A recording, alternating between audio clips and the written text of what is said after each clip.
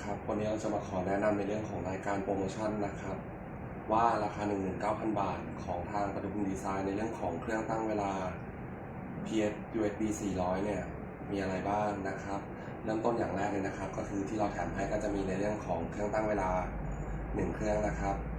สามารถตั้งเวลาคือตามที่วินการ์ได้กล่าวไว้แล้วในเรื่องของสเปคทั่วไปนะครับอย่างที่2เนี่ยก็คือเป็นในเรื่องของแอมป์จำนวน250วัตต์นะครับสามารถขับเสียงได้สูงสุดอย่างที่3นะครับก็จะเป็นในเรื่องของไมโครโฟนนะครับตัวนี้จะมาควบคู่กับอุปกรณ์นะครับรายการที่4ก็จะเป็นลำโพงนะครับ30วัตต์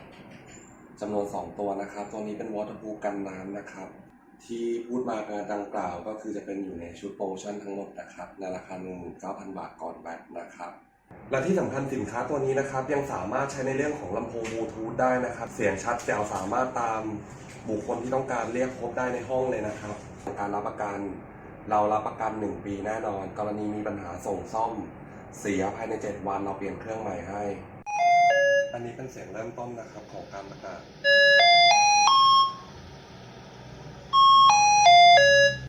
สนใจลองติดต่อสอบถามได้ที่บริษัทปทุมดีไซน์คอมมิวนิเคชั่นซิสเต็มจำกัดนะครับ